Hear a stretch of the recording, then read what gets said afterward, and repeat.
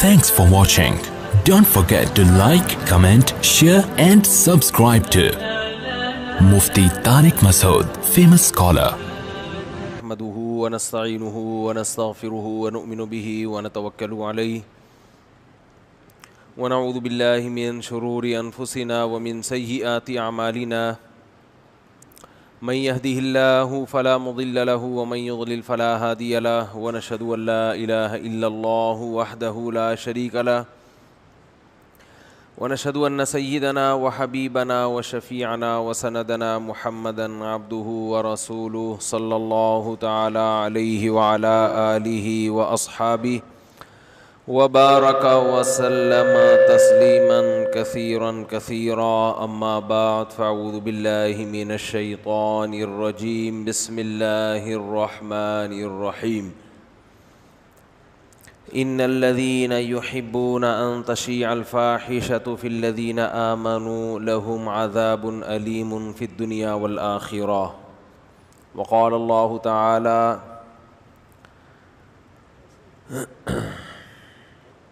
يا أيها الذين آمنوا اتقوا الله وذروا ما بقي من الربا إن كنتم مؤمنين۔ قرآن مجید کی آیت اور رسول اللہ صلی اللہ علیہ وسلم کی ایک حدیث پڑھی ہے۔ اللہ تعالیٰ سے دعا ہے اللہ تعالیٰ صحیح طرح سے بات کہنے کی، سننے کی، سمجھنے کی اور پھر عمل کی توفیق عطا فرمائے۔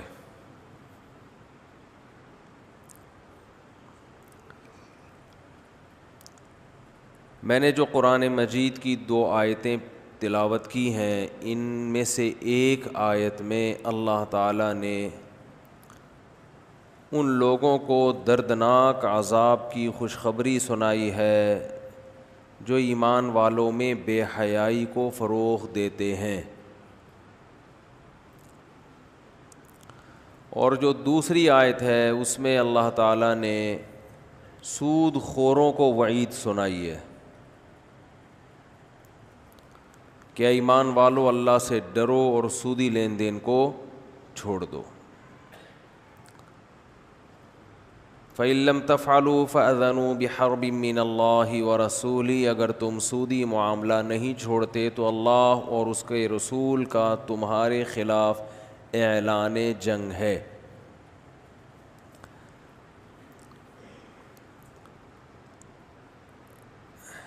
اسلام ایک ایسا مذہب ہے چونکہ اس کا یہ دعویٰ ہے کہ اللہ نے آسمان سے اپنے بندوں کی ہدایت کے لیے قوانین نازل کیے ہیں،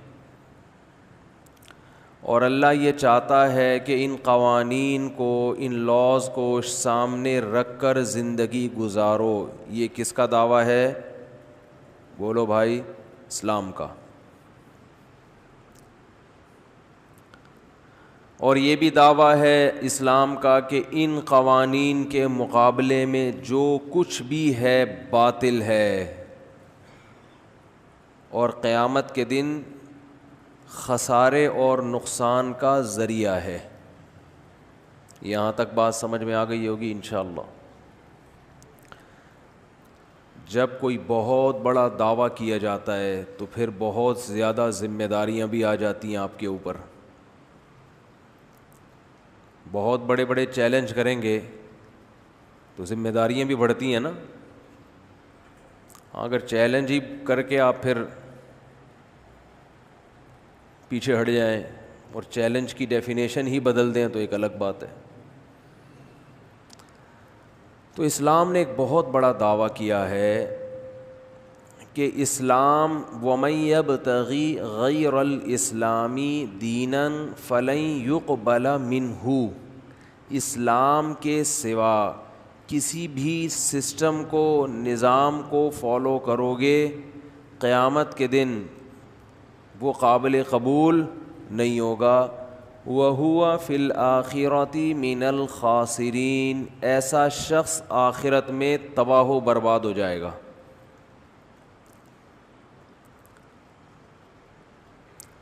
تو یہ ایک اس بات کی علامت ہے کہ اسلام کا جو دعویٰ ہے وہ بہت بڑا ہے، کیونکہ دنیا میں کوئی اور سسٹم یہ دعویٰ نہیں کرتا, وہ لچک رکھتا ہے.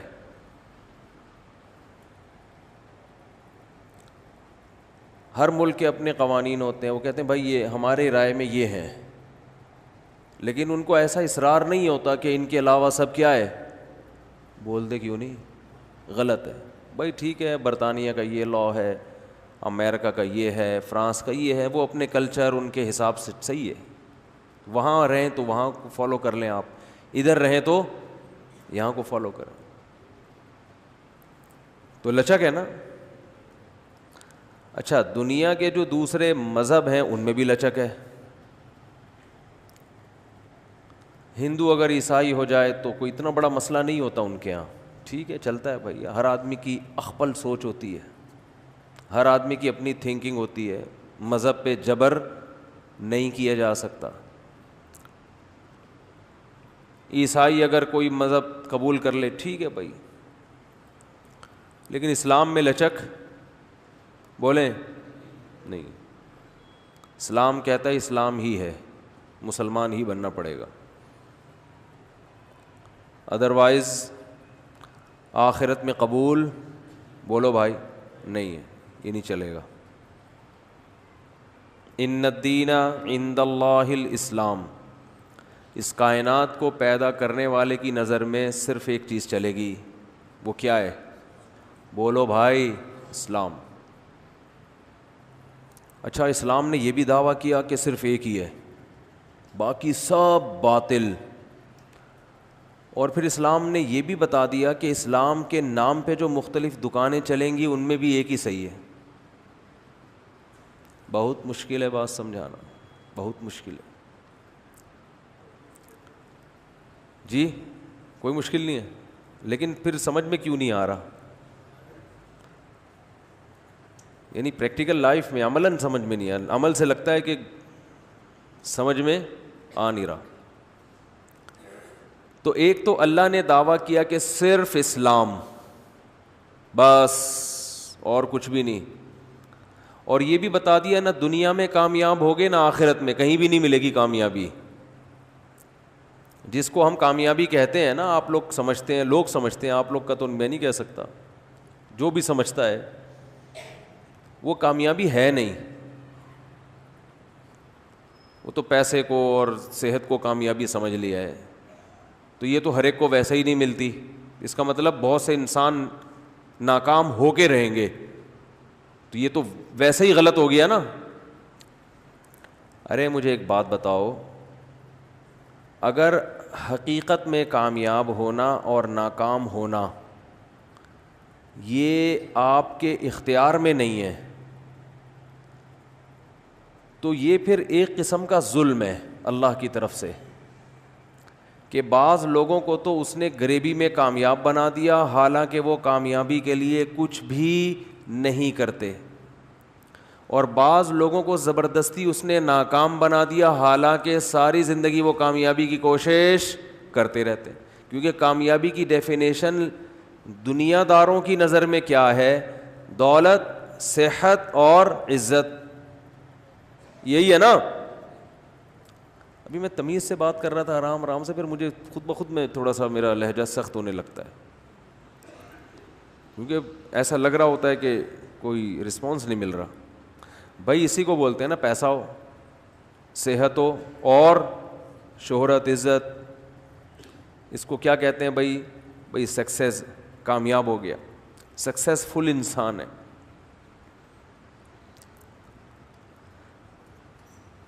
ترقی یافتہ کنٹری کنہیں کہا جاتا ہے, جن کے پاس صحت بھی ہے, دولت بھی ہے اور عزت بھی ہے.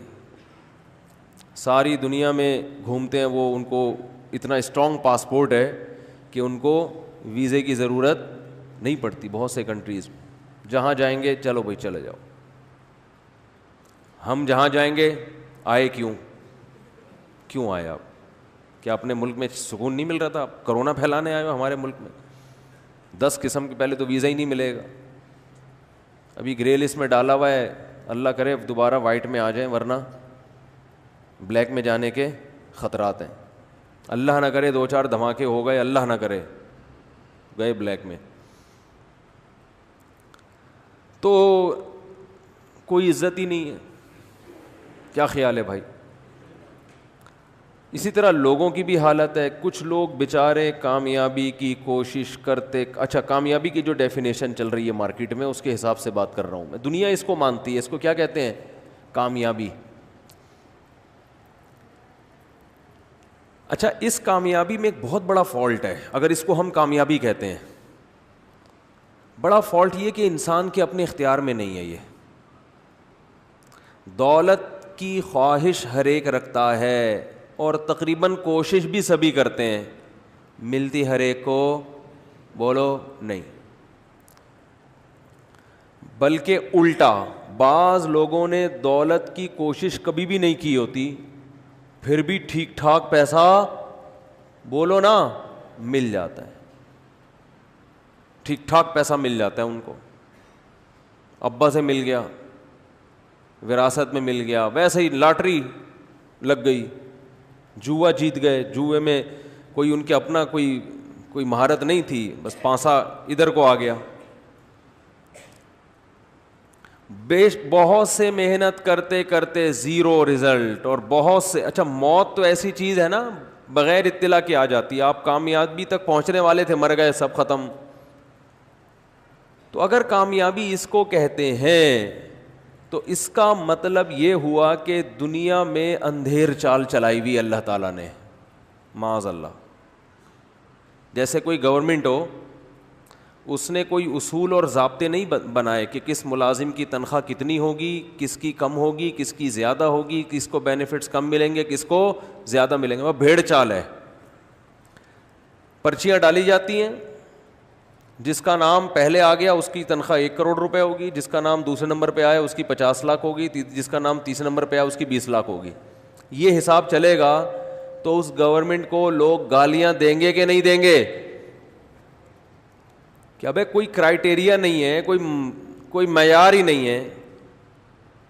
ہے بھائی, دپل میں چل رہا ہے حساب کتاب, تبھی تو دے بھی رہے ہیں گالیاں لوگ, کیونکہ چل ایسے ہی رہا ہے, کوئی معیار ہی نہیں ہے. تو اگر یہ سب کچھ اتفاق سے ہو رہا ہے, کچھ لوگ صحت کا بالکل بھی خیال نہیں رکھتے, پھر بھی ہٹو بچوں, صحت دیکھو آپ ان کی. ایک صاحب نے بتایا میرے نانا گٹکا بھی کھاتے ہیں, پان بھی کھاتے ہیں, سگریٹ بھی پیتے ہیں, اور کوئی پرہیز کبھی دیکھا نہیں. 80 سال کے رکشے میں خود سفر کر کے جاتے ہیں. آپ کو پتہ ہے رکشے میں بیٹھنے کے لیے ایتھلیٹ ہونا ضروری ہے.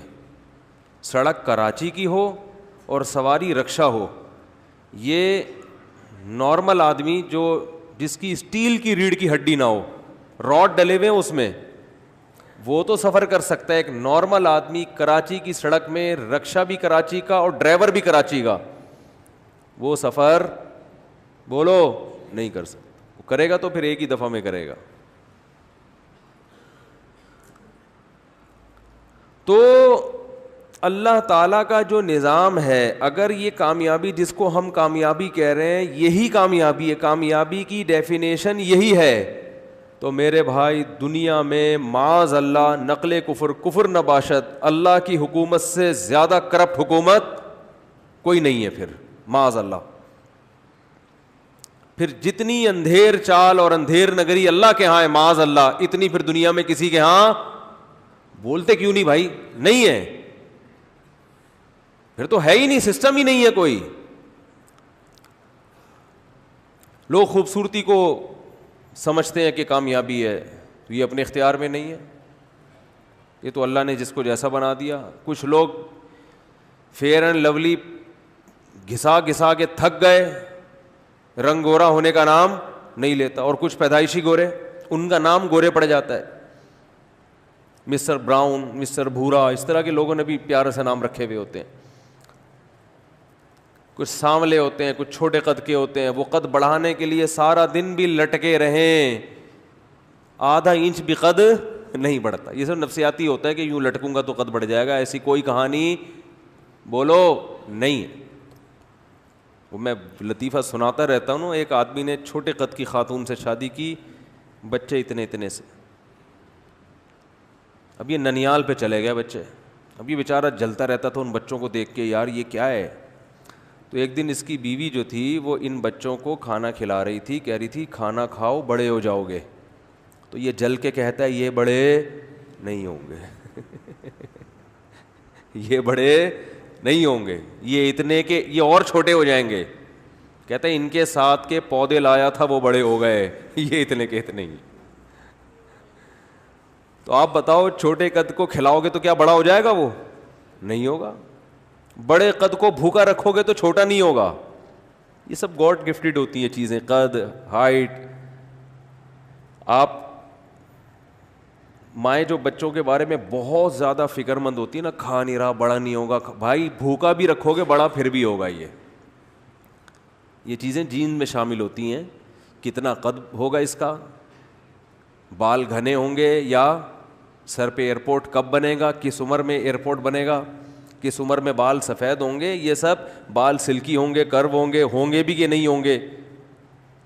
ان میں زیادہ تر کا تعلق آپ کی نیچر سے. یہ قدرت نے پہلے سے یہ سب کیلکولیشن کر دی ہوتی ہے. اس میں تھوڑا بہت فرق آتا ہے, زیادہ نہیں آتا. سمجھتے ہو گے نہیں سمجھتے ہو, زیادہ کے چکر میں پڑو گے تھوڑے سے بھی جاؤ گے.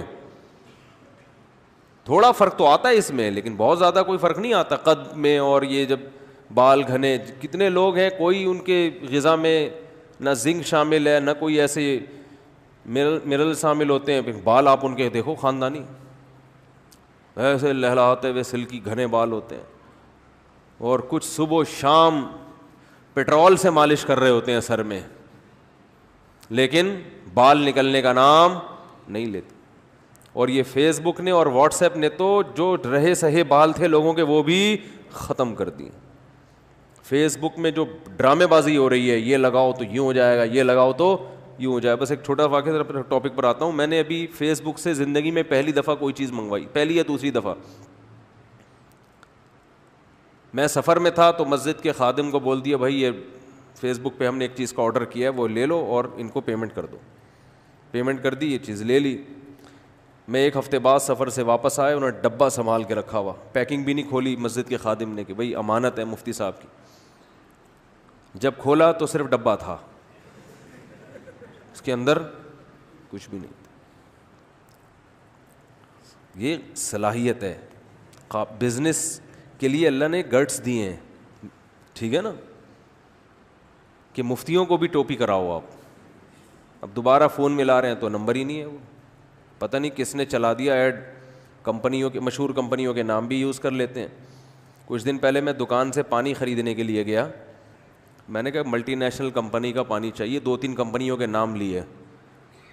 تو انہوں نے کہا یہ لے جائیں, یہ بہت ایماندار لوگ ہیں, ان کی کمپنی ہے. میں نے کہا نہیں مانوں گا, نہیں مانوں گا. قسمیں بھی اٹھا لے, قرآن پہ بھی ہاتھ رکھ کے بول دینا میں نہیں مانوں گا. یہاں بہت فراڈ ہے. پھر ٹینشن ہونا شروع ہو جاتی ہے مجھے. تو ابھی میں فراڈ کے واقعات بتاؤں, بڑے حرام خور لوگ ہیں, آپ کو بتاؤں کیا بولوں میں. یہ حرام خور کا لفظ ان کمبختوں کے لیے سستا ہے, ہلکا لفظ. کوئی پتہ نہیں گٹر کے پانی کو گھر کی چھنی سے چھان کے اس میں کوئی کیمیکل ڈال کے وہ بیچ رہا ہو یہ, اور کہہ رہا ہو کہ بالکل صاف پانی ہے. کھانے پینے کی چیزوں میں بالکل لوکل کمپنیوں پہ اعتماد بولو مت کرو, اپنے آپ کو بیڑا غرق مت کرو. اونٹنی کے دودھ کے واقعات سنائے نہیں تھے میں نے آپ کو, کتنی دفعہ سنا چکا ہوں, نئے نئے لوگ بھی آتے ہیں. اونٹنی کا خالص دودھ پینے کے لیے بڑے فائدے ہیں. اونٹنی کا دودھ تو سنت بھی ہے, پیغمبروں نے پیا ہے, بہت جگر کے لیے بہت اچھا ہوتا ہے. تو ہم نے کہا چلو یار خالص چیزوں کا ہم کو ویسے ہی شوق ہے. راستے میں کہیں اونٹنی والے کھڑے ہوتے ہیں, آپ کو پتہ ہے. اب تو میں گزرتے ہوئے لوگوں سے بتا رہا ہوتا ہوں ابھی فراڈی ہے, نکلو نکلو یہاں سے, الو بنا رہے ہیں. کئی بار دھوکا ہوا ہے. تو وہ کیا کیا, جلدی سے بس واقعہ سنا کے اصل ٹاپک پہ آ رہا ہوں میں. اب یہ واقعات پھر آ جاتے ہیں درمیان میں تو اچھا ہوتا ہے. تو میں نے وہ کیا کیا, میں نے کہا کہ بھائی یہ میں آپ کو زیادہ پیسے دوں گا, مجھے دودھ خالص چاہیے. انہوں نے کہا یہ بالٹی میں ابھی ابھی نکال کے رکھا ہے. میں نے کہا بالکل اعتماد, بولو نا, حج کر کے آیا ہو عمرہ کر کے آیا ہو, بالکل اعتماد نہیں. یہاں پر اعتماد نہیں کیا جا سکتا. ہوتے ہیں صحیح لوگ بھی ہوتے ہیں, میں یہ نہیں کہہ رہا سارے فراڈی ہیں, یہ میری نیت ہرگز نہیں ہے, لیکن ہمیں کیسے پتہ چلے گا بھائی, ہمیں کیسے پتہ چلے گا؟ یقیناً اچھے لوگ بھی ہیں تبھی تو معاشرہ چل رہا ہے, ملک کسی بھی درجے میں چل رہا ہے, لیکن یہ اچھے کو پہچاننا بڑا کم اچھے ہیں, کم لوگ اچھے ہیں تو پھر اس کو پہچان مشکل ہو جاتی ہے. تو پھر معاملات میں تو پھر سب کو ایک ہی نظر سے دیکھتا ہے نا انسان. تو میں نے کہا کہ بھائی یہ دودھ جو ہے یہ خالص دودھ ہے آپ؟ اس نے کہا بالکل. قسمیں اٹھانے لگے. میں نے کہا میرے سامنے نکال کے دو. انہوں نے کہا جاؤ تمہارے سامنے یہ اتنا نکالا. میں نے کہا میں آپ کو ڈبل پیسے دے دوں گا دودھ کے, سامنے نکالو. جب ڈبل کی بات کی ہے تو انہوں نے کہا اچھا نکال کے دیتے ہیں. وہ ایک ماسی تھی, ایک اس کا میاں ہوگا یا بھائی ہوگا, ایک اونٹ کے اس طرف دوسری اونٹ کے تھن کے دوسرے جانب, یعنی مرد ادھر کھڑا ہو گیا, عورت وہ جو بیچاری جھگیوں والی عورتیں ہوتی ہیں وہ ایک دوسری طرف. اب دونوں ایک دوسرے کے بالکل قریب آ کر دودھ نکال رہے ہیں. میں نے کہا یہ کیا اسرائیل کے کوئی ڈاکومنٹس ہیں اس بالٹی کے اندر؟ موساد نے خفیہ رکھے ہوئے ہیں کہ بھئی یہ بالٹی کے اندر ہوں گے تاکہ کسی کو شبہ ہی نہ ہو کہ ڈاکومنٹس اس کے اندر ہیں, یا یہ کوئی اس میں کیا ہے جو اتنا خفیہ. مجھے لگا, میں نے کہا معاملہ کیا ہے خراب. تو میں چلا گیا ان کے قریب. اب عورت کی, خاتون کی وجہ سے تھوڑا آدمی شرماتا بھی ہے جاتے ہوئے, اور یہ جان کر عورت کو رکھا ہوا ہے تاکہ بندہ قریب آ کے دیکھنے کی بھی کوشش نہ کرے. تو میں تھوڑا سا قریب گیا تو انہوں نے نا تھن کی ایک دھار میری طرف یوں کر کے فائر مارا اس کا.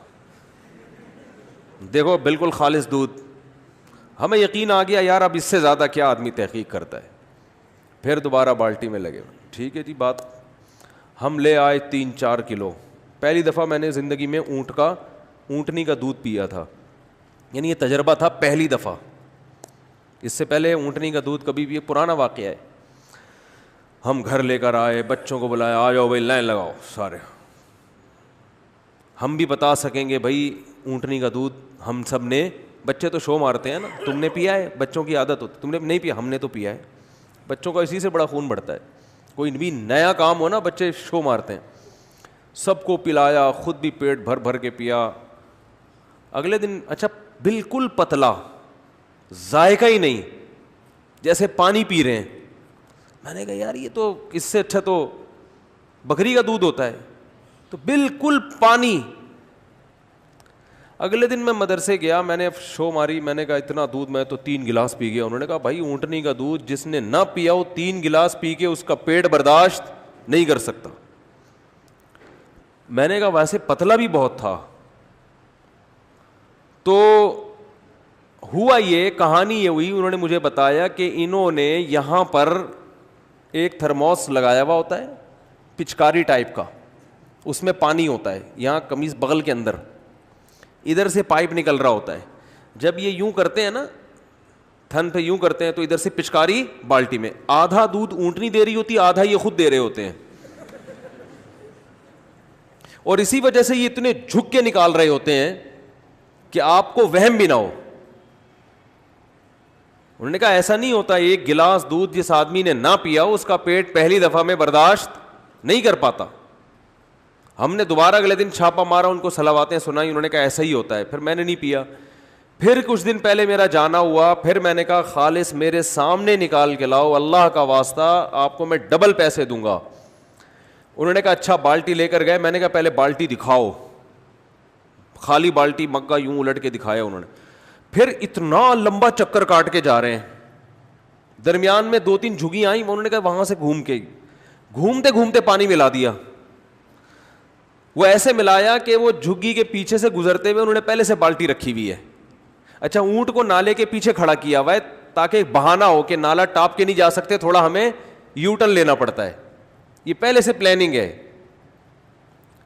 تو وہ کیا ہوا ہے کہ درمیان میں ہاتھ صاف کر کے بالٹی چینج کی ہے, اس میں پہلے سے پانی موجود تھا, اور پھر جناب دودھ نکالا ہے. خیر پھر خالص بھی ہمیں پینا نصیب ہو گیا, لیکن میں بتا رہا ہوں کہ یہ ہے, اور یہ جھگیوں والوں کی بات نہیں ہے, یہ اوپر سطح پہ بھی معاملہ بولو بھائی ایسا ہی چل رہا ہے. سمجھتے ہو کہ نہیں سمجھتے؟ میں جھگیوں والوں کی برائی نہیں کر رہا, ان میں تو پھر بھی کچھ ایماندار ہوتے ہیں, اوپر سطح پہ تو معاملہ بہت ہی بگڑا ہوا ہے. تو خیر کہاں سے کہاں بات چلی گئی, میں یہ عرض کر رہا تھا کہ اگر کامیابی اور ناکامی کی یہ ڈیفینیشن ہے صحت, عزت, دولت, شہرت, یہ کامیابی ہے جس کے پیچھے ہر آدمی بھاگ رہا ہے, تو بھائی یہ تو بہت سے محنت کرنے والوں کو نہیں ملتی اور بہت سوں کو غریبی میں مل جاتی ہے, اور بہت سے غلط محنت کرنے والوں کو مل جاتی ہے. جو دنیا میں فساد مچا رہے ہوتے ہیں ان کو کامیابی مل جاتی ہے بعض دفعہ. تو اس کا مطلب کامیابی کی یہ اگر ڈیفینیشن ہے تو یہ الزام کس پہ ہوگا؟ اللہ پہ, کہ اس کا نظام سے معاذ اللہ نقل کفر بدتر سسٹم دنیا میں کوئی ہے ہی نہیں. اور اگر اللہ صحیح ہے تو اس کا مطلب کامیابی کی یہ ڈیفینیشن غلط ہے, یہ کامیابی ہے ہی نہیں, یہ کامیابی کا دھوکہ ہے, یہ کامیابی نہیں ہے. میں سمجھا پا رہا ہوں اپنی بات ہے بھائی؟ یہ ہے نہیں کامیابی. تو کامیابی کیا ہے؟ قرآن کہہ رہا ہے بار بار وَمَن يَبْتَغِ غَيْرَ الْإِسْلَامِ دِينًا, جو اسلام کے علاوہ کسی اور لا کو فالو کرے گا وہ کامیاب نہیں ہوگا. تو اللہ نے بتایا میں نے جو اسلام ایک مذہب دیا ہے اس کو فالو کرنا کامیابی ہے. عجیب بات ہے, یہ کون سی کامیابی ہوئی؟ اس کو فالو کرنا کیا ہے؟ بولو نا یار, کیا ہو گیا؟ یہ کہاں سے کامیابی ہو گئی؟ یہ تو کسی کتاب میں نہیں لکھا. ڈکشنری میں سکسیس کی تعریف آپ اٹھا کے دیکھیں, انگلش میں دیکھیں گے تو اس میں لکھا ہوگا کہ یہ چیزیں, اپنے مقصد میں کامیاب ہو جانا. کوئی بھی آپ مقصد بناتے ہیں اس کو اچیو گول تک پہنچ جانا, اس کو کیا کہتے ہیں؟ کامیابی. اردو میں آپ کامیابی کا لفظ دیکھیں گے یہاں بھی کچھ ایسا نہیں لکھا ہوا ہوگا. پنجابی میں کامیابی کا مطلب دیکھیں گے ایسی کوئی ڈیفینیشن بولتے کیوں نہیں ہے. تو یہ کہاں سے نکالی اسلام نے بھائی؟ اصل میں جو کامیابی کی ڈیفینیشن ہے نا, اپنے گول تک پہنچنا, اپنے مقصد تک بولو پہنچنا, ساری دنیا اس پر متفق ہے کہ کامیابی اسی کو کہتے ہیں. کیونکہ آپ کا گول دولت, شہرت اور عزت ہے, اس لیے اس گول کو حاصل کر لینے کو دنیا کیا کہتی ہے؟ کامیابی. اگر کسی کا ان کے علاوہ کوئی اور مقصد ہو تو اس گول تک پہنچنے کو کیا کہیں گے؟ ہم کامیابی کہیں گے, اس کے لیے کامیابی کہیں گے. مثلاً ایک آدمی چاہتا ہے کہ میں حج کر لوں اور وہ کر لے حج, تو ہم کہتے ہیں یہ اپنے مقصد میں کامیاب ہو گیا. کیا خیال ہے؟ ایک آدمی چاہتا ہے کہ کر لی اس نے, اب ہم کہیں گے اپنے مقصد میں کیا ہو گیا؟ صحیح ہے نا, اس ٹاپک پر بات زیادہ نہیں کروں گا میں, کامیاب ہو گیا وہ. کیا خیال ہے؟ ایک آدمی چاہتا ہے کہ جی میرے سر پہ بال نکل آئیں, نکل گئے, تو کیا ہو گیا بھائی؟ اس مقصد میں کامیاب ہو گیا نا. تو اس سے پتہ چلتا ہے کہ جس لغت میں بھی, جس ڈکشنری میں بھی کامیابی کو جو ڈیفائن کیا گیا ہے وہ اصل میں عزت, دولت اور شہرت نہیں ہے. وہ تو اس لیے ہے کہ لوگوں کا مقصد ہی یہ ہوتا ہے. ہر آدمی چاہتا ہے عزت, ہر آدمی چاہتا ہے دولت, ہر آدمی چاہتا ہے صحت. یہ تین چیزیں ہر شخص کی خواہش ہیں, اس لیے ان کے حصول کو کامیابی کہا گیا ہے. ورنہ اصل میں کامیابی اسے کہتے ہیں کہ آپ جس چیز کو ہدف بناتے ہیں اس ہدف تک پہنچ جائیں. It is called success. ماشاء اللہ, وہ بچے نے صحیح بولا ہے, ایک کی سمجھ میں آ رہا ہے الحمدللہ. اب میں آپ سے ایک بات کہتا ہوں, عرض کرتا ہوں کہ آپ نے جس چیز کو اگر مقصد بنایا, یعنی کامیابی کی ڈیفینیشن میں ہمیں یہ لفظ بڑھانا پڑے گا کہ صحیح چیز کو مقصد بنا کر اس کو حاصل کر لینا, اٹ از کالڈ کامیابی. غلط چیز کو مقصد بنا کے اگر حاصل کرو گے تو لغت کے لحاظ سے تو اس کو کامیابی کہیں گے, لیکن حقیقت میں یہ کامیابی نہیں ہے. ایک آدمی نے کہا کہ آج میں 20 بوتلیں معاذ اللہ شراب کی پی لوں گا, اللہ نہ کرے, یہ ہدف بنایا, مقابلہ کیا اور پی گیا, تو کامیاب تو ہو گیا نا. جو دعویٰ کیا تھا ہو گیا نا کامیاب, ہو سکتا ہے انعام بھی مل جائے. ایک آدمی نے کہا میں 20 روٹیاں کھاؤں گا, وہ مشہور لطیفہ ہے نا, ایک پیٹو چلا گیا کہ میں 20 روٹیاں کھاؤں گا, تو بیرے نے کہا ٹھیک ہے 20 کھا لیں تو کھانا فری ہے, تا حیات تیرا کھانا ہمارے ہوٹل میں فری ہے, ہوٹل مالک نے کہا. اب اس نے کھا لی, اس کو غصہ آیا, اس نے بولا یار یہ تو زندگی بھر کے لیے ٹینشن میں پڑ گیا. تو اس نے کہا 20 نہیں, تو نے 18 کھائی ہیں. اس نے کہا دوبارہ سے کھاؤں گا, دوبارہ گنتی کرو. تو کھا تو وہ بھی 20 روٹیاں گیا تھا, تو کامیاب تو ہو گیا نا. جس چیز کو ہدف بنایا, جس چیز کو مقصد بنایا, اس میں کامیاب ہوا کہ نہیں ہوا؟ تو بھائی یہ مسئلہ یہ ہے کہ صحیح چیز کو ہدف بنانا اور اس ہدف تک پہنچ جانا, اٹ از کالڈ کامیابی. تو اگر صحت, عزت اور شہرت یہ 3 چیزیں صحیح ہیں, ان کو ہدف بنانا ٹھیک ہے, تو پھر ان تک پہنچنا واقعی کامیابی. اور اگر ان کو ہدف بنانا بذات خود ٹھیک ہی نہیں ہے, تو پھر ان تک پہنچنا ایسے ہی کامیابی ہوگا جیسے کوئی آدمی کہتا ہے آج میں 2 کلو چرس پی کے دکھاؤں گا, کسی میں ہمت ہے تو وہ بھی پی کے دکھائے, تو وہ بھی کامیاب ہو جائے گا اپنے ہدف میں. تو آپ نے جس چیز کو ہدف بنایا ہوا ہے, دیکھو آپ میچ کھیل رہے ہو, آپ کو کسی نے عقل مند نے بتایا یہ گول ہے, فٹ بال کک مار کے ان 2 پولوں کے درمیان سے گزارنی ہے, پھر جیتو گے میچ. اور کسی نے بیوقوف بنا دیا, سائڈ پہ ایک خوبصورت سا گول بنا دیا, اس میں جو 2 پلر بنائے اس نے سائڈ پہ, اور اس میں چمک پٹیاں لگا دیں, وہ جو سائیکلوں پہ لگاتے ہیں نا, ٹیپ چڑھاتے ہیں خوبصورت سی, اور لائٹیں وائٹیں. بولا اصل گول تمہارا کیا ہے یہ, اور آپ وہاں کک مار کے آپ کہہ رہے ہو کہ جو میرا ہدف تھا اس گول تک پہنچنا, وہ الحمدللہ میں پہنچ رہا ہوں. تو آپ اپنے منہ میاں مٹھو بن رہے ہو, آپ اپنے آپ کو کامیاب سمجھو گے. جو تماشائی ہے نا وہ کہیں گے یہ آدمی کیا ہو گیا ہے, بولو پاگل ہو گیا, باولا ہو گیا ہے. جو اصل گول تھا اس کو چھوڑ کے کسی نے اس کو دوسرا گول بتا دیا کہ یہاں.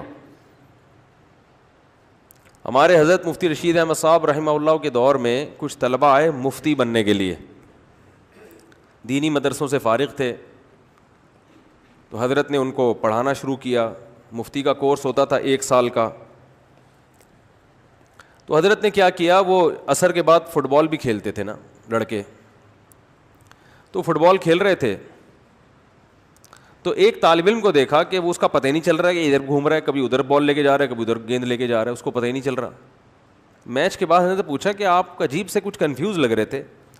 تو وہ کہنے لگا مجھے پتہ ہی نہیں چل رہا تھا کہ میرا گول یہ والا ہے یا بولو وہ والا, میں نے یہاں گول کرنا ہے یا وہاں کرنا ہے. تو حضرت نے فرمایا کہ آپ بہت نیک ہیں, آپ مفتی نہیں بن سکتے. نیک کا مطلب بعض دفعہ نیک اس کو بھی کہا جاتا ہے جو پرلے درجے کا بے وقوف ہوتا ہے. حضرت نے فرمایا اسی وقت ان کو کیا کیا ہے, فارغ کیا ہے.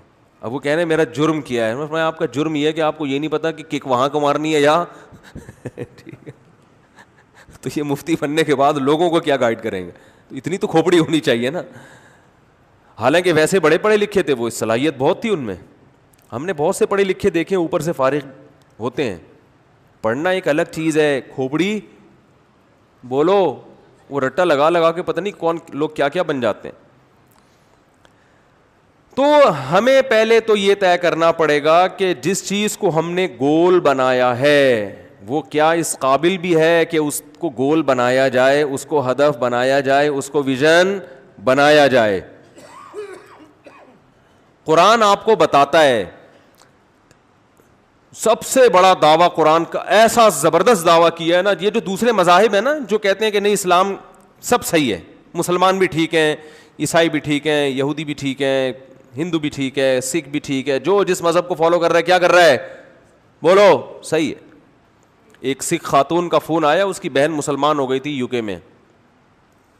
تو انہوں نے 4-5 سال پرانی بات ہے, انہوں نے مجھے بتایا کہ میری سسٹر مسلمان ہو گئی ہیں, سکھ مذہب سے اسلام قبول کر لیا انہوں نے. اور جو ہے تو میں نے کہا آپ لوگوں کو کوئی اعتراض تو نہیں ہوا؟ کچھ مسئلہ پوچھ رہی تھی, سکھ خاتون تھی لیکن مسئلہ مجھ سے پوچھ رہی تھی. کہنے لگی کہ میں بھی اسلام کو کافی چیزوں میں فالو کرتی ہوں اور اسلام بہت اچھا مذہب ہے, اگرچہ میں مسلم نہیں ہوں لیکن مجھے اسلام اچھا لگتا ہے, اور مجھے اپنی بہن کے مسلمان ہونے پر کوئی اعتراض بولو بھائی نہیں. میں نے ان سے کہا, میں نے کہا دیکھیں اسلام کا اچھا لگنا کامیاب ہونے کے لیے کافی بولو نہیں ہے.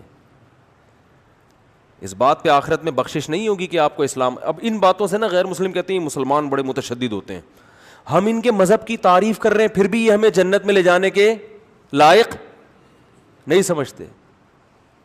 ہم تو کہہ رہے ہیں کہ اتنے اچھا مذہب ہے, اتنی اچھی تعلیمات ہیں. او بھائی بات یہ ہے کہ یہ اسلام مولانا کا مولوی کا مذہب نہیں ہے. یہ کس کا دین ہے؟ یہ تو اللہ کا دین ہے.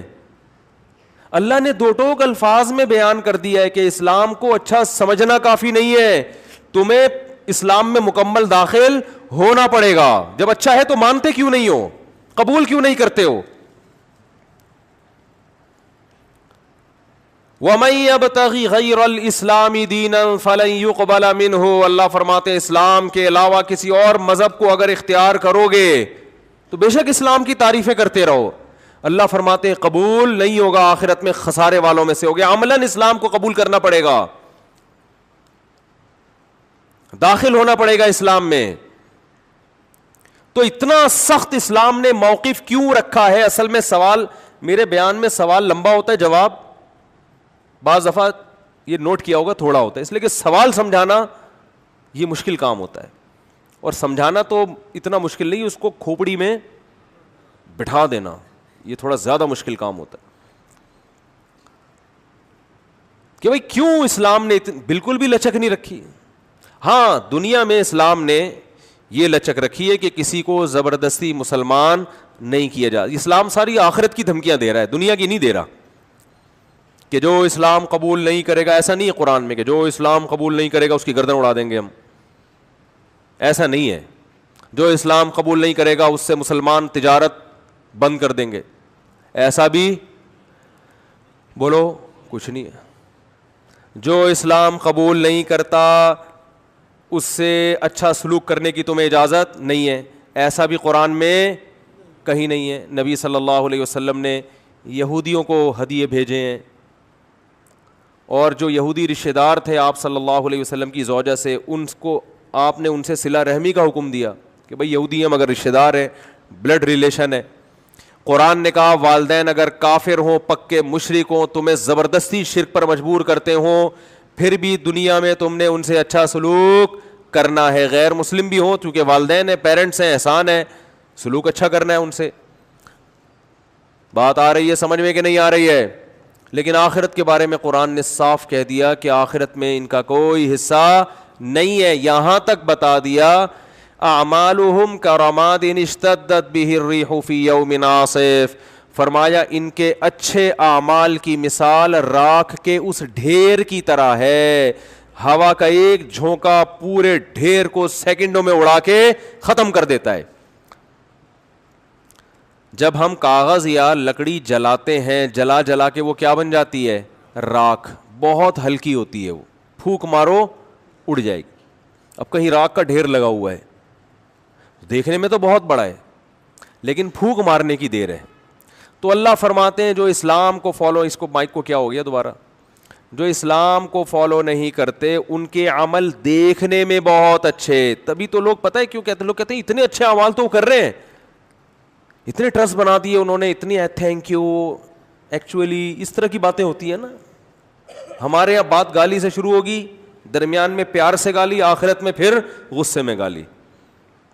جو ماحول چل رہا ہے ادھر تھینک یو سے بات شروع ہو رہی ہے اور تھینک یو پہ ختم.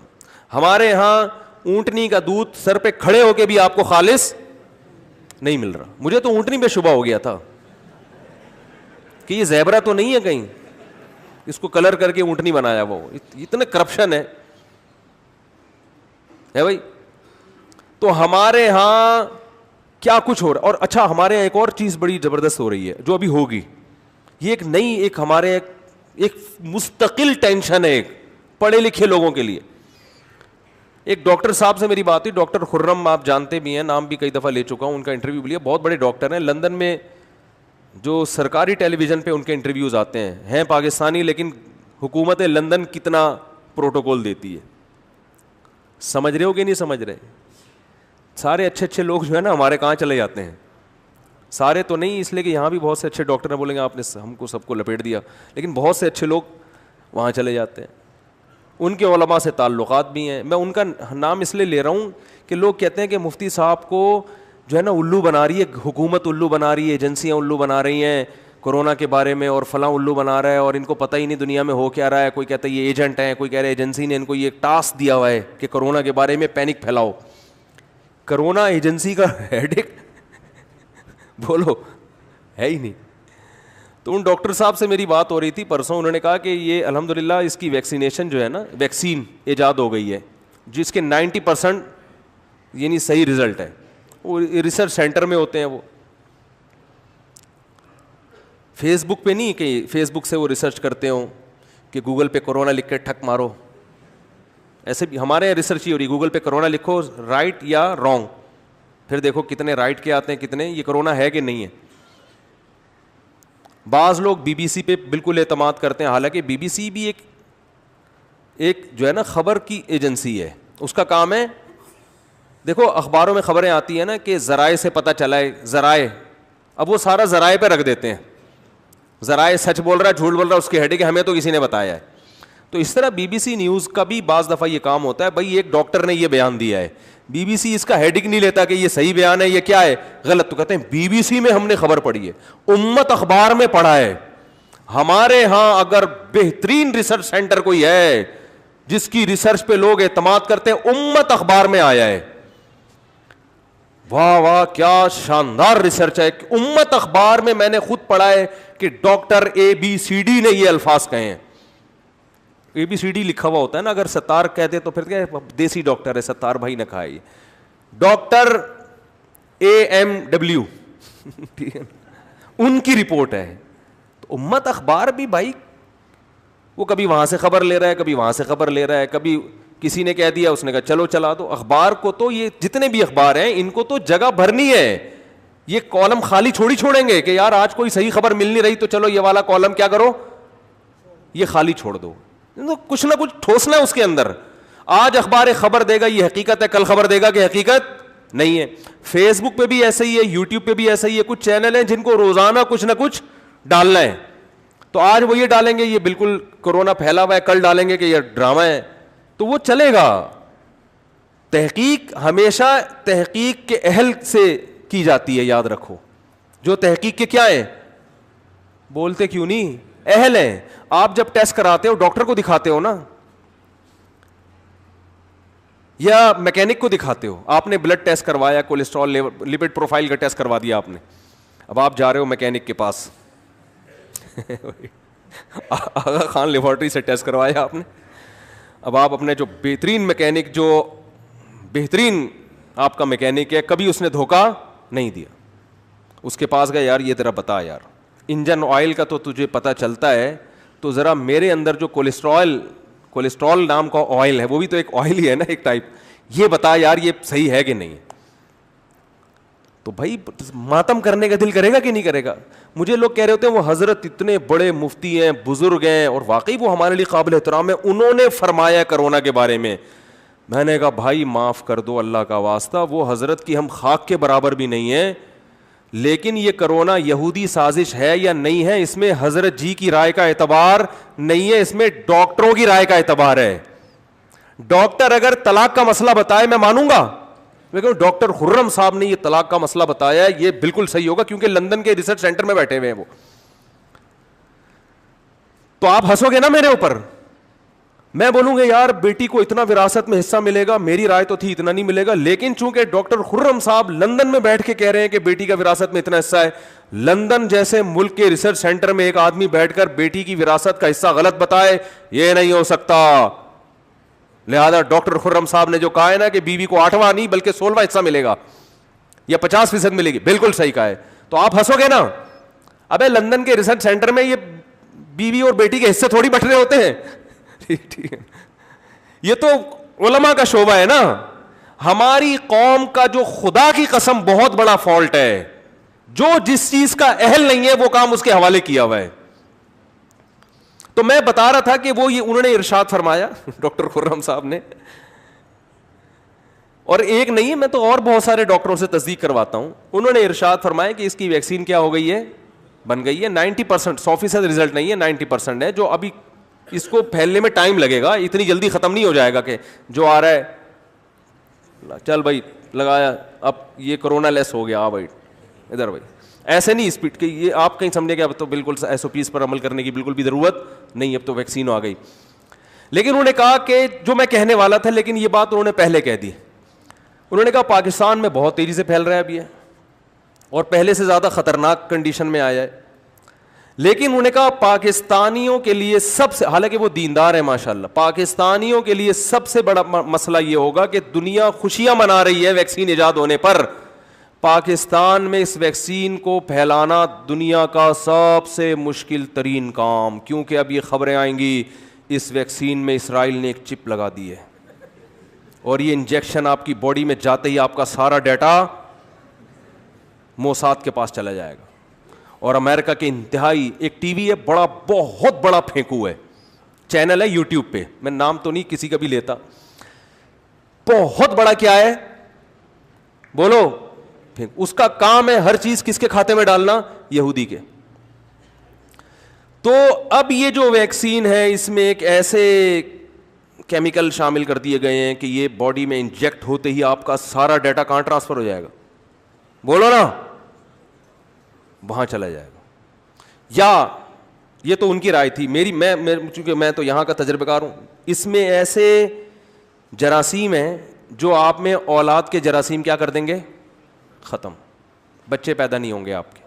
فیملی پلاننگ, حالانکہ میں سب سے زیادہ فیملی پلاننگ کے خلاف ہوں, لیکن بھائی فیملی پلاننگ کو اتنی اللہ نے اتنی طاقت نہیں دی ہے کہ ٹھیک ہے ٹھوک ٹھوک کے پوری قوم کی نسل کیا کر دے,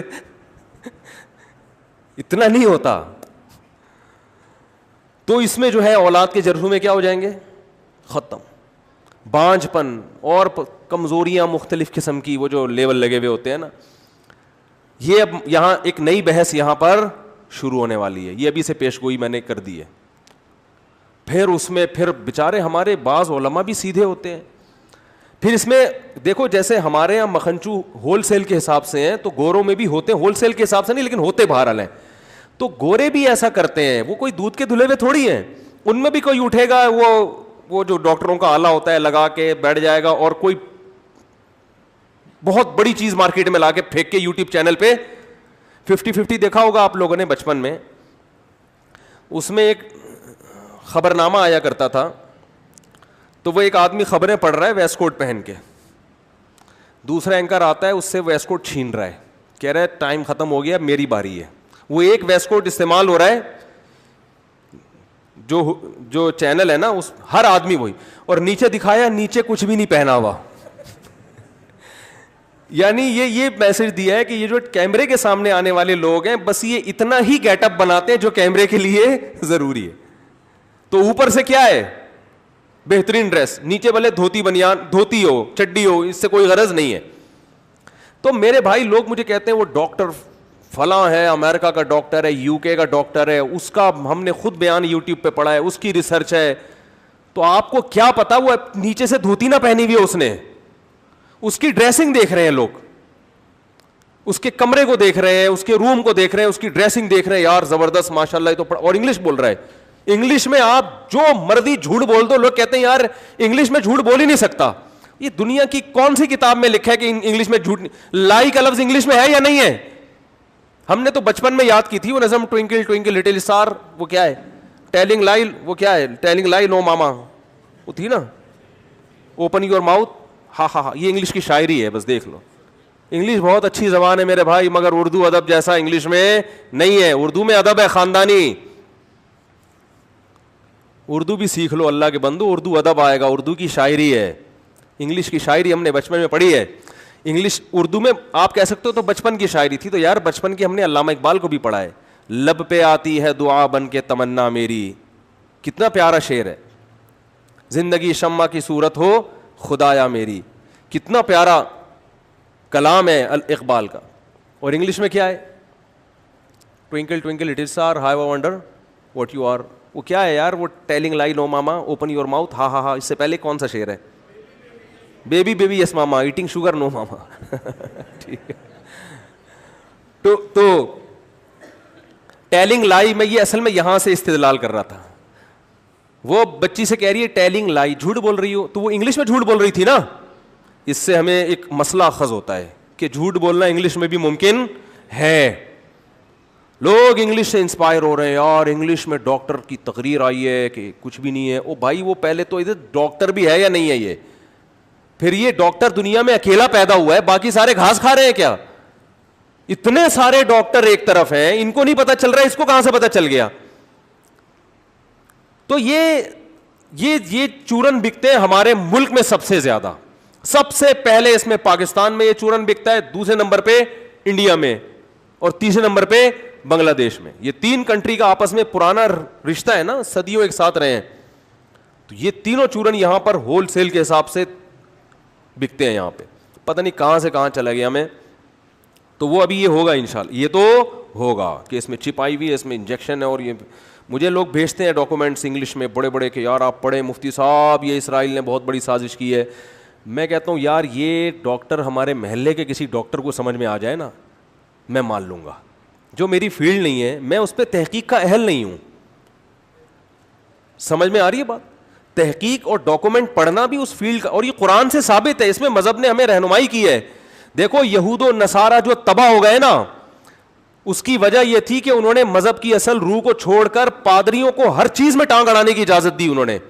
اس کی وجہ کیا ہوئی؟ عوام میں اور مذہبی رہنماؤں میں بغاوت. انہوں نے کہا یہ مذہب چل نہیں سکتا, ریاست میں نہیں چل سکتا.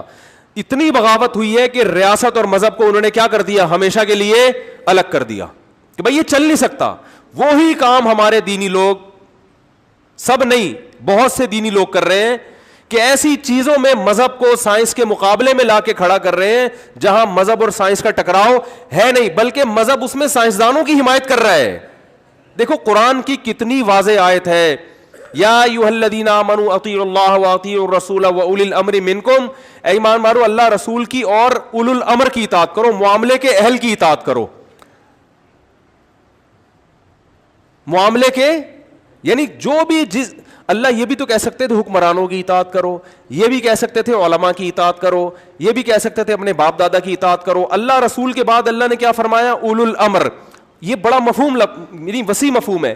جو بھی جس معاملے کا اہل ہے اس معاملے میں اس کو فالو کرنا پڑے گا. شریعت کی بات ہے تو کس کو فالو کرو گے؟ علماء کو. آرڈر کی بات ہے جس کا انتظام سے تعلق ہے, مینجمنٹ سے تعلق ہے, تو کس کو فالو کرو گے؟ حکمرانوں کو. نہیں آ رہی بات میرا خیال ہے. مینجمنٹ سے جن احکامات کا تعلق ہوتا ہے اس میں کس کو فالو کرو گے؟ حکمرانوں کو. میڈیکل سائنس میں کس کو فالو کرو گے؟ ڈاکٹروں کو فالو کرو گے نا. تو یہ تو قرآن کا حکم ہے. خیر, اور اس میں نبی صلی اللہ علیہ وسلم نے غیر مسلموں کو بھی فالو کیا, حدیث سے پتہ چلتا ہے. حدیث میں آتا ہے, صحیح حدیث ہے, آپ صلی اللہ علیہ وسلم نے فرمایا صحابہ کرام کو شروع میں نبی صلی اللہ علیہ وسلم نے منع فرمایا تھا کہ ایک بچے کی ولادت کے بعد فوراً دوسرا بچہ نہیں ہونا چاہیے, اس سے پہلے بچے کو پورا دودھ نہیں ملتا اور دوسرے بچے کی صحت کیا ہو جاتی ہے, پہلے بچے کی صحت کیا ہو جاتی ہے؟ خراب. یہ نبی نے شروع میں حکم دیا تھا.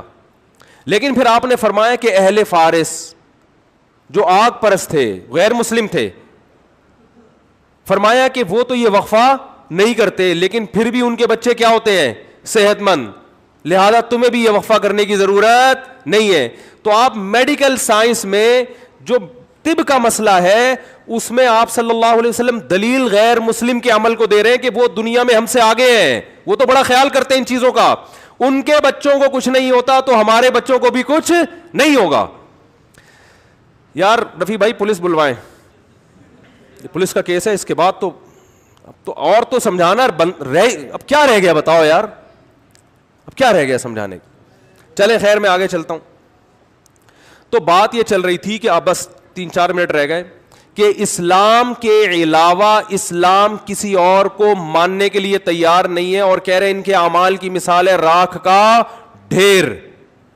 کیوں اتنا بڑا دعویٰ کر رہا ہے؟ سوال میں یہ سارا ٹائم لگ گیا. بھائی اصل میں بڑا دعویٰ جب کیا جاتا ہے جب اس کی دلیل اتنی مضبوط ہو کہ اس دلیل میں 2 اور 2 4 کی طرح جواب آتا ہو اس کا. ورنہ اتنے بڑے بڑے دعوے کر کے انسان انجینئر کی طرح کیا ہو جاتا ہے؟ پھنس جاتا ہے.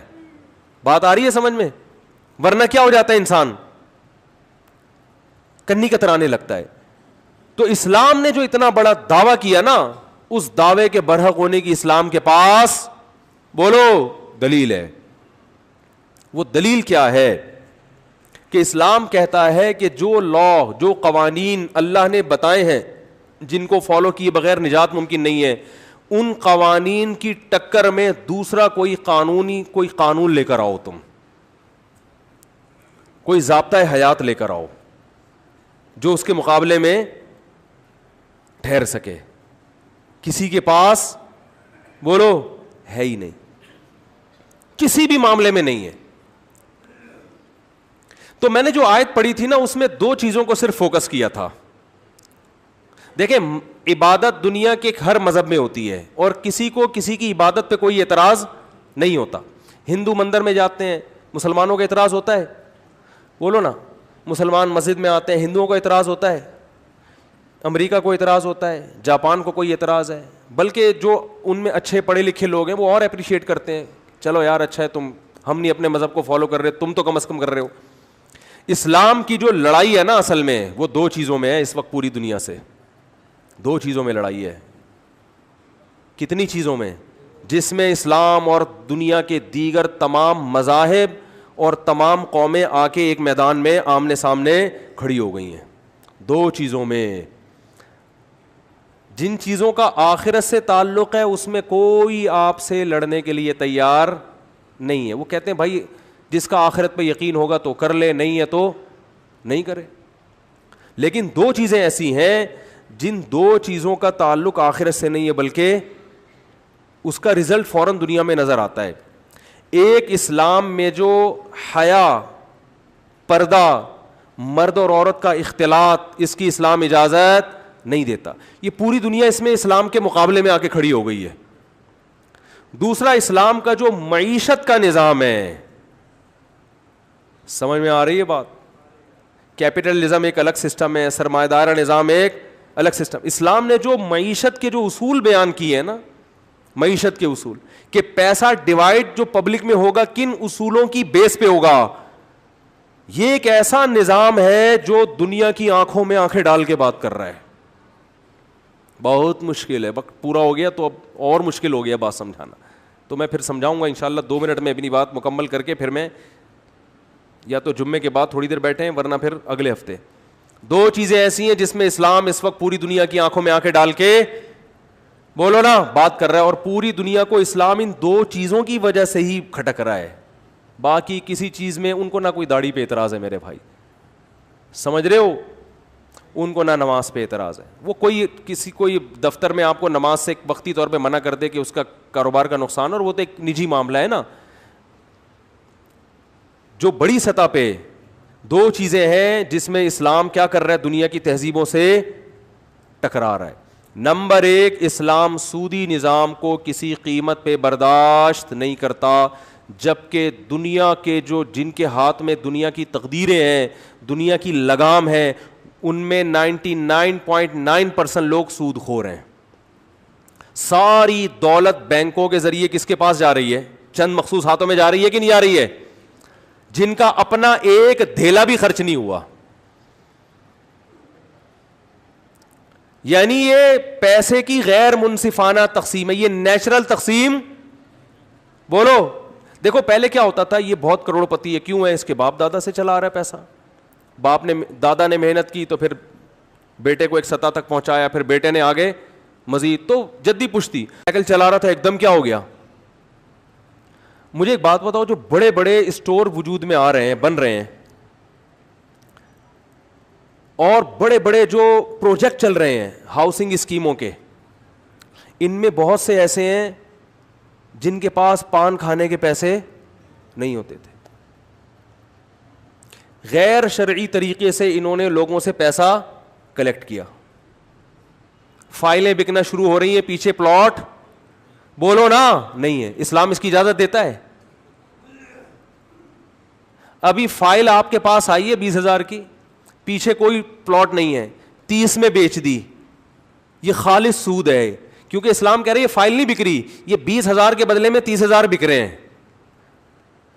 بہت مشکل ہے, بہت مشکل. دنیا میں یہ لیگل ہے, اسلام میں کیا ہے؟ اللیگل. یہ تو میں نے ایک مثال دی ہے, ابھی بہت ساری مثالیں دوں گا میں. جو بیان کب ختم ہوئی ہے دیکھ رہے ہیں بہت غصے سے, ابھی بس ختم کر رہا ہوں. یہ ایک ایگزامپل دی ہے, ایسے بہت ساری آگے تو اس پہ بیان کروں گا, بہت کچھ سامنے آئے گا انشاءاللہ. اور میں ابھی بزنس پہ, تجارت پہ ایک ورک شاپ بھی کرانے والا ہوں مسجد میں ہی. میں تاجروں کو بلاؤں گا, تاجروں کو بتاؤں گا انسان کے بچے بن جاؤ معذرت کے ساتھ, چھوڑ دو یہ حرام کاریاں, اور شریعت کے مطابق تجارت کرو گے نا, اس میں تمہیں برکت زیادہ ملے گی. کیونکہ حرام طریقے سے جب پیسہ آتا ہے نا تو جیسے آتا ہے غائب بھی ویسے ہی ہوتا ہے, یہ نیچرل تھوڑی ہے. تو خیر برکت ختم ہوتی ہے. تو اسلام کا ایک دیکھو, فقہا نے جو آدھا فقہ ہے نا, آدھا وہ خرید و فروخت کے حکام پر ہے. ہمارے ہاں دینی مدرسوں میں ہدایہ پڑھائی جاتی ہے, ہدایہ اول, دویم, ثالث, رابع. ہدایہ اول میں یعنی یہ پورا اسلامی فقہ 4 حصوں میں فقہا نے برابر 4 حصوں میں ڈیوائڈ کر دیا. آدھا حصے میں ہوتا ہے وضو اور عبادات کے حکام, آدھے میں ہوتی ہے جو ہے نا, آدھے حصے میں نکاح اور طلاق کے حکام ہوتے ہیں. باقی 2 حصوں میں خرید و فروخت کے حکام فقہا بیان کرتے ہیں, معیشت سے متعلق احکام. یعنی اسلامی فقہ میں خرید و فروخت کے احکام اتنی ڈیٹیل میں بیان کیے گئے ہیں کہ اتنی تفصیل میں عبادت اور نکاح طلاق کے حکام کا بیان نہیں ملے گا آپ کو. اور مسلمان نے اس شعبے کو بالکل نظر انداز کر دیا ہے, جس کا نتیجہ یہ نکل رہا ہے. مجھے لوگ کہتے ہیں بڑے بڑے اسٹوروں سے آپ شاپنگ کیوں نہیں کرتے. میں کہتا ہوں یہ جو بیچارہ غریب آدمی محلے میں پرچون کی دکان کھول کے بیٹھا ہوا ہے, جدی پشتی یہ کام کرتا آ رہا ہے, یہ وہاں تک نہیں پہنچا. اور زیادہ تر بڑے بڑے, سب کی بات نہیں کر رہا, زیادہ تر بڑے بڑے اسٹور, ان کی آپ ماضی اٹھا کے دیں گے, پان کھانے کے پیسے نہیں تھے, بینکوں سے سود پہ قرضہ لیا, اربوں روپے کا قرضہ لے کے اربوں روپے چھاپنا شروع کر دیے. نہیں آ رہی بات. دیکھو میں ایسے مالداروں کو جانتا ہوں, وہ کیا تھا, کچھ بھی نہیں تھا, انہوں نے اسکریپ کا کام شروع کیا, کچرا اٹھانا شروع کیا. ٹھیک ہے نا, یہ محنت ہو رہی ہے.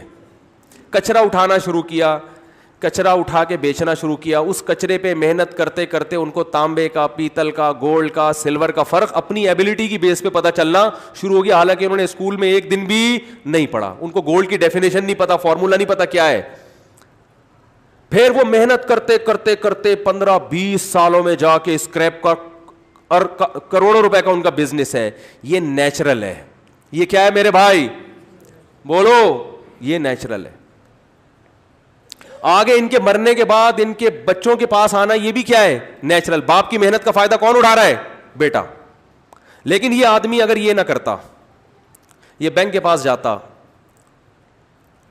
کہ مجھے 1 کروڑ روپے چاہیے, کنٹینر آیا ہوا ہے, اس کو خرید کے آگے مارکیٹ میں بیچنا ہے میں نے.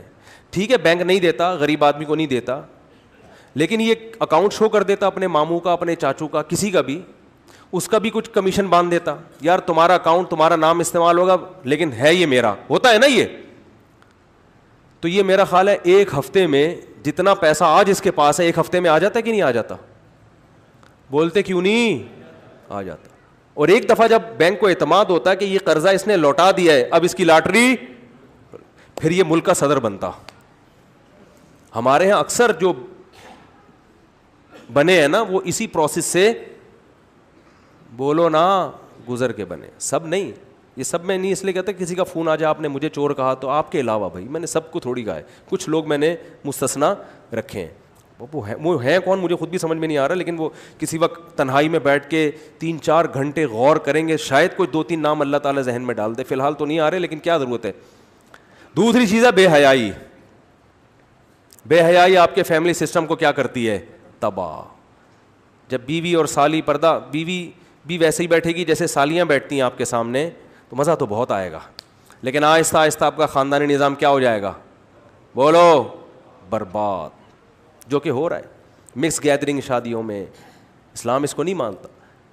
ٹیلی ویژن میں اینکرز آ کے بیٹھ رہی ہیں, فری ہو رہی ہیں آدمیوں سے, مردوں سے, ہا ہا ہو ہی. اب تو دینی پروگرام بھی وہی پیش کر رہی ہیں. کچھ دن پہلے ہو سکتا ہے یہاں کوئی ملک کی مشہور ایکٹریسز بیٹھی ہوئی ہوں جو فلموں میں بہت زبردست اپنی پرفارمنس دکھایا کرتی تھیں. آج جی ان محترمہ کا بیان ہے جو اسلام کے بارے میں زبردست. پھر لوگ کہتے ہیں اسلام پر کسی کا قبضہ نہیں ہے. بھائی ٹھیک ہے, قبضہ نہیں ہے, اسلام کی بات کوئی بھی کر سکتا ہے, لیکن کچھ لباس تو کم از کم, اسکارف تو لے لینا, کم از کم اسکارف تو لے لے بھائی. اسلام کی بات پر مجھے تو زیادہ اچھا لگتا ہے, بلکہ لبرل عورتیں جب اسلام کی بات کر رہی ہوتی ہیں مجھے اچھا اس لیے لگتا ہے کہ چلو یار کچھ تو اسلام کے بارے میں ان کے منہ سے نکلا نا, خوشی ہوتی ہے. لیکن آپ کی ڈریسنگ ایسی ہو کہ لوگ کہیں یار یہ اسلام میں جو ڈریس کا سسٹم ہے نا یہ ایسا ہی ہے. بچیوں کے لباس دیکھو آپ, اگر آپ شلوار قمیص بچیوں کے لیے خریدنے جاؤ, دوپٹہ خریدنے جاؤ 10-11 سال کی بچی کے لیے, آپ کو مارکیٹ میں نہیں ملے گا. لباس گیا, ختم, برباد ہو گیا. اور ان دو چیزوں پہ محنت ہو رہی ہے دبا کے. ایک معاشی نظام اسلامی نہیں آنا چاہیے, اس پہ غیر محنت کر رہے ہیں. دوسرا حیا کو پروموٹ نہیں ہونا چاہیے, سمجھ رہے ہو. اور یہ جو میرے خلاف بہت سارے کلپ آئے ہیں نا, ابھی بہت سارے آ رہے ہیں, الٹے 4-4 سال کی بچیوں سے شادی کی ترغیب دے رہا ہے. سب کو پتا ہے کوئی دنیا میں پاگل کسی کو ممبر پہ بیٹھ کے 4 سال کی بچی سے شادی کی ترغیب نہیں دے سکتا. یہ اتنے گھننے نہیں ہیں. یہ اس لیے کر رہے ہیں کہ اس سے پہلے میں نے 3 بیوہ عورتوں سے نکاح کی ترغیب دی ہے.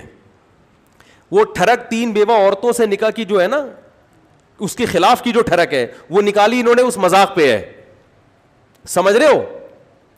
کوئی صحافی جو حیا کی بات کرے گا اس کو یہ پنپنے نہیں دیں گے.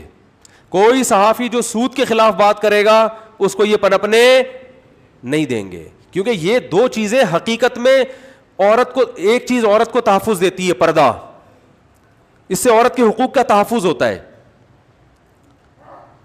عورت محفوظ ہو جاتی ہے. کیونکہ مرد کے لیے عورت تک پہنچنے کا نکاح کے علاوہ کوئی راستہ باقی نہیں رہتا. اور نکاح کا مطلب کیا ہے, اپنے آپ کو ساری زندگی کی مرد نے ٹینشن میں ڈال دیا. تو مرد ٹینشن اٹھا کے عورت کو حاصل کرتا ہے. جب بے پردگی والا ماحول ہوگا تو عورت ایک ایسا انسٹرومنٹ بن جائے گی انٹرٹینمنٹ کا, سستا ترین اور مزیدار ترین. بات آ رہی ہے سمجھ میں؟ سب سے مزیدار اور سب سے زیادہ سستا. تو وہ ویلیو کیا ہو جائے گی عورت کی, ختم, جو کہ ہو گئی ہے. تو یہ ایسا جس میں عورت کا, اس ایک سسٹم میں عورت کے حق کا تحفظ ہے جس میں اسلام حیا کو پروموٹ کر رہا ہے. اس میں عورت کا کیا ہے, تحفظ ہے. مرد کے لیے عورت سے دل بہلانا آسان نہیں رہے گا. دوسرے میں کیا ہے, غریبوں کا تحفظ ہے. اور اس میں رکاوٹ جو معاشی نظام ہے اس میں غریبوں کا تحفظ ہے. اس میں مالدار آپ کی راہ میں روڑے اٹکائے گا.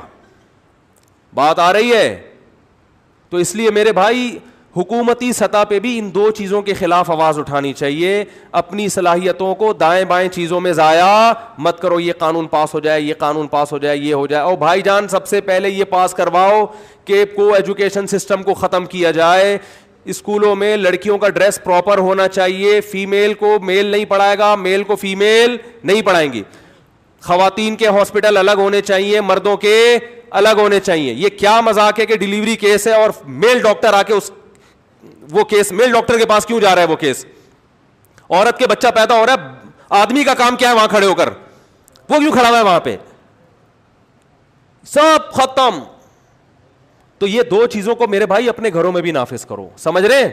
پھر بات کروں گا, بہت اہم ٹاپک ہے, اگلے ہفتے اسی کو لے کے چلیں گے انشاءاللہ. وما علینا الا البلاغ. کیونکہ کوئی مجبوری تو ہے نہیں وہاں جانا. یا تو نا کسی کام سے آدمی کہیں گیا ہوا ہو, جب سے ہوٹل میں کھانا کھانا ہے, بھوک لگ رہی ہے, وہاں اس نے میوزک لگا دیا. تو کھانا تو ایک مجبوری والی چیز ہے نا بھائی, بھوک لگی ہے تو آدمی کسی نہ کسی ہوٹل میں تو جائے گا. بس میں بیٹھا ہے, W11 نے گانا لگا دیا, تو اب اٹھو گے تو ہو سکتا ہے 4L میں بھی لگا ہوا ہو. تو یہ تو ایک مجبوری ہے, اس میں آپ کا اختیار نہیں ہے. دعوت قبول کرنا سامنے والے کی خوشی کی خاطر ہوتا ہے. جب آپ کسی کی انویٹیشن پہ جاتے ہیں تو اصل میں آپ اس کے لیے جا رہے ہوتے ہیں. تو اب یہ اس کی ذمہ داری ہے کہ وہ اپنی انویٹیشن, اپنی دعوت میں کوئی ایسا کام نہ کرے جس سے آپ کو تکلیف ہو. تو آپ مذہب کو فالو کرتے ہیں, اس کو پتہ ہے کہ یہ میوزک اس کو اچھا نہیں لگتا, یہ والا میوزک نہیں, کوئی بھی میوزک, کیونکہ یہ والا اچھا نہیں لگتا تو چلو بدل دیتے ہیں, دوسرا لگا دیتے ہیں. ٹھیک. تو اب آپ پر لازم ہے کہ آپ اٹھ کے واپس چلے جائیں, کیونکہ کوئی مجبوری نہیں ہے دعوت میں شرکت. آپ کہہ سکتے ہو رشتہ داری جوڑنا بھی تو مجبوری ہے. تو نبی صلی اللہ علیہ وسلم کی حدیث ہے, لا طاعۃ لمخلوق فی معصیۃ الخالق. اللہ کو ناراض کرنے میں رشتہ داری کا کوئی حق نہیں ہے. دیکھو رشتہ داری جوڑنے کا حکم اس لیے ہے نا کہ ریلیشن ہے, تو سب سے پہلا ریلیشن تو اللہ اور بندے کا ہے نا. یہ کیا بات ہے کہ اللہ کو ناراض کرو اور بھائی کو خوش کر دو. تو اتنا براڈ مائنڈیڈ نہیں اسلام بنانا چاہتا کہ وہ آپ رشتہ داری میں ساری حدود ہی. اب تو یہاں تک ہونے لگا ہے کہ میوزک کے بعد پھر ڈانس بھی ہوتا ہے, ناچ بھی ہوتا ہے. کزنیں ناچ رہی ہوتی ہیں کزنوں کے ساتھ, لوگ بیٹھے ہوئے ہوتے ہیں کہ اگر گئے تو وہ لوگ ناراض ہو جائیں گے, پھر کل بوتلیں بھی چلیں گی, پھر وہ کہیں گے تھوڑی سی آپ بھی پی لیں ورنہ میں ناراض ہو جاؤں گا, ٹھیک ہے نا. تو آپ نے پی لی کہ ناراض نہ ہو یہ آخر. تو یہ تھوڑی ہوتا ہے بھائی. اس میں یہ کہ رشتہ داری اللہ کو ناراض کر کے جوڑنے کی اجازت نہیں ہے. البتہ یہ ضرور ہے, انہوں نے آخر میں سوال پوچھا ایسا کیا کریں کہ سانپ بھی مر جائے اور لاٹھی بھی نہ ٹوٹے. تو دیندار آدمی کو چاہیے کہ دین پہ مضبوطی سے چلے, اس میں تو لچک دکھانے کی چندہ ضرورت نہیں ہے, لیکن کسی اور طرح سے اس کی تلافی کرے. ڈاکٹر اینٹی بائیوٹک لکھ کے دیتا ہے, بھائی اینٹی بائیوٹک تو کھانی پڑیں گی, انفیکشن ہو جائے گا ورنہ یہ ہو جائے گا وہ ہو جائے گا. ڈاکٹر صاحب اینٹی بائیوٹک جب کھاتا ہوں تو پیٹ میرا خراب ہوتا ہے, بھائی 2 گولی فلیجل بھی ساتھ میں کھا لو, انٹامائزول DS بھی, بولو نا کیا ہو گیا, لکھ کے دے دے ڈاکٹر صاحب. یار یہ 2 ساتھ میں, جہاں آگمنٹن کھا رہا ہے تو ایک فلیجل بھی ساتھ میں ہو جائے. ایسا ہی ہوتا ہے نا یار, کیا ہو گیا پتہ نہیں, کہ اتنی آسان اردو میں بات کر رہا ہوں. اچھا ڈاکٹر یہی کرے گا نا, میں پیٹ خراب ہو رہا تھا چلے جہاں اتنی کھا رہا ہے ایک پیٹ کی بھی لگا لے ساتھ میں. ہمارے ایک دوست تھے, انہوں نے بکرا پالا ہوا تھا, ان کو بکرے پالنے کا شوق تھا. وہ چھوٹے چھوٹے بکرے کے بچے لاتے تھے, ان کو اتنا ٹھونس, کیونکہ بقرعید تک انہوں نے تیار کرنا ہوتا تھا اس بکرے کو, پھر مقابلے میں بھائی یہ بکرا ہے وہ خاندانی, تو وہ بکرے کو نا اتنا کھلاتے تو وہ اتنا موٹا تازہ ہو جاتا ہے 1 سال میں. 1 سال کا بکرا لیتے, اور سوری یعنی 1 سال کا نہیں, بچہ بکرا لیتے اور اس کو ٹھونس کے نا وہ اتنا بڑا گینڈا بنا دیتے. میں نے کہا اس کو کھلاتے کیا ہو, انہوں نے کہا صبح اتنے چنے, کالے چنے, اور پھر دودھ, بھینس کا دودھ بھی پلا رہے تھے اس کو. میں نے کہا اتنا کھلا رہے ہو اور یہ پیدل بھی نہیں چل رہا, تو یہ ہضم کیسے ہو رہا ہے؟ انہوں نے کہا ایک حکیم سے میں نے چورن بھی لیا ہوا ہے. تو بھینس کا دودھ پلایا پتہ نہیں ½ کلو 1 کلو, اتنے کالے چنے بھگو کے وہ چنے کھلائے, تو وہ تو میرا خیال ہے کوئی باڈی بلڈر بھی نہیں ہضم کر پاتا. پھر وہ چورن اس کے ساتھ. تو ہماری قوم چورن کچھ بھی کھا لے, چورن کا آپشن الحمدللہ ہمارے پاس ہوتا ہے. دعوتوں میں چورن رکھ کے لے جا رہے ہوتے ہیں لوگ, چورن کا آپشن ہے. تو اسی طرح یاد رکھو رشتہ داری جوڑنا بذات خود ایک شریعت کا حکم ہے. ہمارے ہاں دیندار حضرات یا تو گڑبڑ کرتے ہیں کہ وہ دینی کو چھوڑ دیتے ہیں ایسے موقع پہ, اگلا چھوڑنے کے لیے تیار نہیں ہوتا. دیکھو رشتہ داری جوڑنا جیسے آپ پر لازم ہے اس پر بھی تو ہے نا. ہمارے حضرت سے کسی نے کہا میرے بھائی کی شادی ہے, اس میں ناچ گانے ہو رہے ہیں, ڈانس بھی ہوگا لڑکیوں کا, تو میں جاؤں؟ حضرت نے فرمایا جائز نہیں ہے جانا. فرمایا کہ بھائی ناراض ہو جائے گا, رشتہ ٹوٹ جائے گا. حضرت فرمایا کہ اس بھائی کو بھی تو آپ کا خیال کرنا چاہیے نا. وہ اپنے ناچ گانوں پہ, اپنے بری رسموں پہ اتنا مضبوط ہے کہ میرا یہ بھائی آئے یا نہ آئے میں نے یہ سب کچھ کرنا ہے, تو وہ بے دینی پر رشتہ داری توڑنے کے لیے تیار ہے. اصل میں تو اس کا فرض ہے کہ یار یہ چیزیں ناچ گانا فرض تو نہیں ہے نا, شادی تو اس کے بغیر بھی ہو جائے گی.